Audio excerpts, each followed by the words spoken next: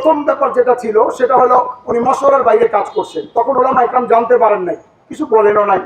দ্বিতীয় কাজ, উনি মশওয়ারা মানে পরামর্শ কেন্দ্রিক কাজটা চালানো, উনি তা না করে নিজস্ব ব্যক্তি মতামতের উপরে একনায়কতন্ত্রের উপরে কাজটা চালিয়েছেন। এখানে আমাদের ভিতরে তখন কান কানা ঘুষা অথবা কষ্ট ছিল, ওলামা ইকরামরা এটা জানতেনও না, এই জন্য তারা কিছু বলেনও না।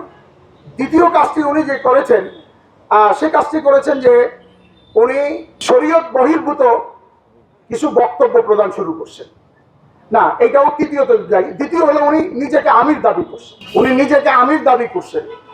তো এই যে নিজেকে আমির দাবি করলেন, এটার পিছনে একটা ইতিহাস আছে যে উনি আমির হওয়াটা কোনো যুক্তিযুক্ত কোনো পরামর্শ কোথাও হয়নি।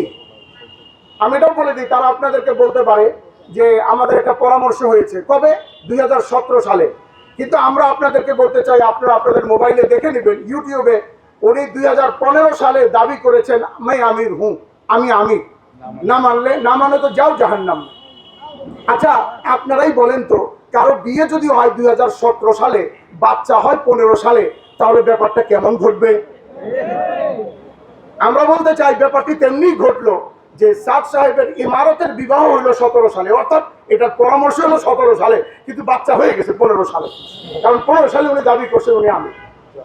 আচ্ছা, তৃতীয়, এই দুইটা ব্যাপার যখন হলো তখন আমাদের ভিতরে কানাঘুষা চলছে, কিন্তু ওলামা ইকরাম কিছু বলেননি।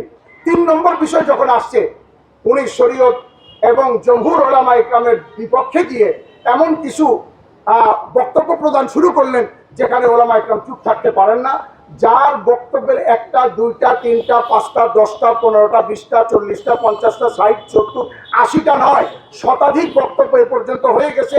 সর্বশেষ লাস্ট রিলিজ করছেন ডিসেম্বর মাসে, এই যখন হামলা চলে তখন তিনি ভারতের একটা স্থানে কথা বলেছেন যে একমাত্র তবলিগের মধ্যে খরচ করা ছাড়া অন্য কোথাও খরচ করা সুন্নতের খেলাফ।